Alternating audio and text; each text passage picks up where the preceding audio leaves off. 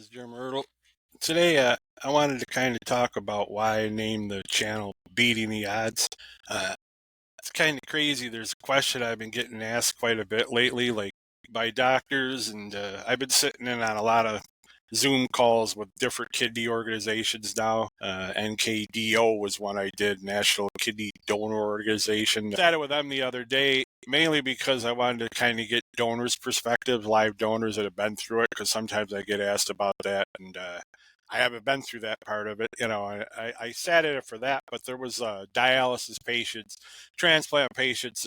There's all other people in the room, and it came to me, and I told my story, and at the end, they give everybody a chance to ask questions. And the one guy that was a dialysis patient waiting for a transplant, he said to me, "Hey, can I ask you a question?" I said, "Sure." He says, how do you stay so positive, man?" He says, "I've been on dialysis for almost 3 years, and seems like this transplant's never going to come." He goes, "You did 8 years." He goes, I can't believe it. And I've had doctors, I just did the stress test and stuff. They, man, you always got a positive attitude. And, really it's, you got to do that. To me, if you don't stay positive, you're going to fold, I'm sure. And that's just not me. Like, I raced horses my whole life and started out. And I think part of that is in me. All the people who race horses understand, I think, too, more than others. But like, I started with my father years back. I was 12 years old. He had a friend named Bill Verney who had two horses, Friendly Notice and Penn's Power. And I remember a 12-year-old kid first time, like, I used to go to the races with my father. I loved the racing, but we start to really be at the farm and everything. Yeah, you want to jog a horse is where you exercise them going slow with the jog cart. Remember, a 12-year-old kid, I got out there and did that. Of course, once you do that, you're hooked. That's it. If you're into it, you're probably into it for life. And me and my father, we had horses. He never had big money to spend on one, and you get a lot of the horses he got were horses that people more or less were going to get rid of, Amish or whatnot, might have problems and stuff. And way back then, we ended up a lot of them. We'd bring them back, and they'd win. You could get them to the races, and I always said anybody can win with a horse, that's a good horse. But I think the ones that got the problems and stuff you can bring back, I think that takes more. And through racing, I met a lot of horses, and I think about them. You get big legs; they'll have suspensories, old injuries and stuff with their legs. But you got to take care of them. I remember whether you're a trainer, groom, or whatnot, you take care of them. I mean, there's things you got to go through the day to get through them with the poulticing, tubbing, like putting them through the whirlpools, everything else. Like, there's so many different things you got to do. But when you can get them and get them to the finish wire, get them to win, the feeling you get off that is something else. I mean, if you're in that business, then that's what matters, and it drives you. But I know some of them horses, they'd be older, classier, and they'd win. They call them a war horse, and it's kind of the way I look at it now. I gotta be that war horse the same way. I mean, going with the kidney disease and stuff. I did 8 years of dialysis, and I got through it relatively pretty clean compared to a lot of them, and I'm thankful for that. I mean, the transplant, yeah, it's keeping me going. The kidney wasn't perfect that they used by error, but you're still going, and you got to. I kind of take that mentality. There's so many horses that going through the years, I remember like having big knees and bad feet and just different things, but they go like you get one. You when you have the horse that's got that mentality. The last one we had, me and my father, TC Express, we got him. He had a suspensory. I remember taking like months. I just walked him, and we did a blister, reducing blister, and then I had paints and stuff I made and poultice, the whole deal. It took a long time walking him, jog a bunch of miles, then train him. We didn't train him down very hard. We're at a track that wasn't a really good track, but he ended up making it, and he ended up winning 7 races. He was pretty much supposedly done. He was another one, like, he was all set to be Amish, more or less, and mainly because the guy that had him didn't have the time like we did at that point to bring a horse back. Like, when you got owners in that business, the horse ain't making money. right along. They get sour, and a lot of horses ended up getting Amish because of that reason. And those were a lot of the horses that me and my father would end up with. But through the years, even racing with Barnes, I worked for a lot of different guys. And if I was working as a groom for them, second trade or whatnot, I always wanted to take care of I used to like to take care of the horses that were either a little bit crazy, a little bit problems, lame. You get mares, a lot of them can be bitchy. Yeah, that one's a bitch or whatnot. And you can sweeten them up. You got to be on the same level as they are. So I watched a lot of horses. They could beat the odds, and I think that's in me. It's in me to be that war horse. But beyond that, too, people look. I'm just one guy in the world with a problem. Yeah, it's not a good problem by any means.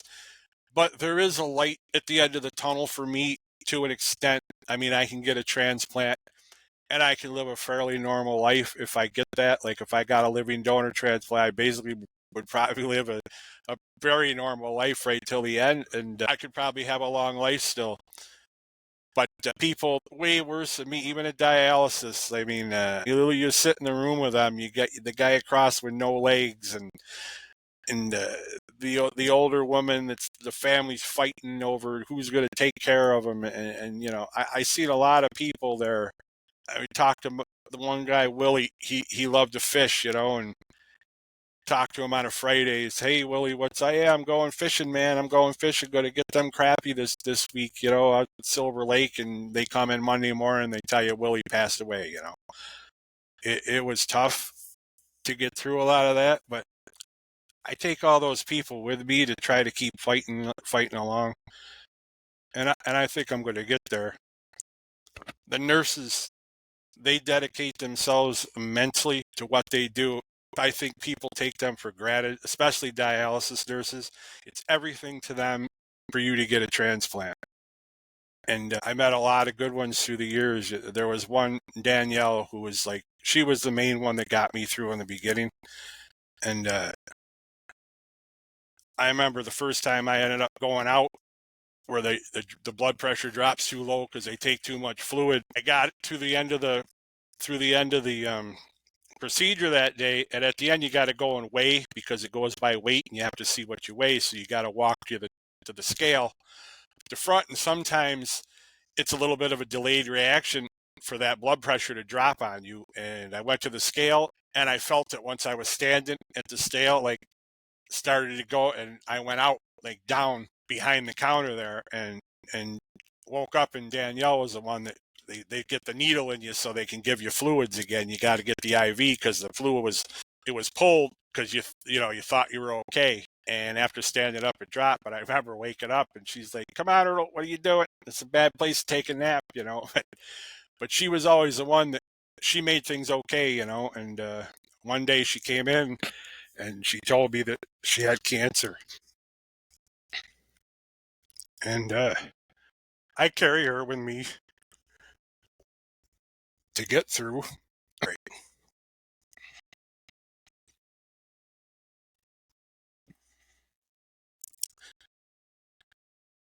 My buddy Terry's wife, she went through the same thing, and she fought harder than anybody in this world. And she went 8 years with metastatic breast cancer. The average was 2. I got a cousin, Terry, got run off the road by a driver. They never stopped. Became a paraplegic.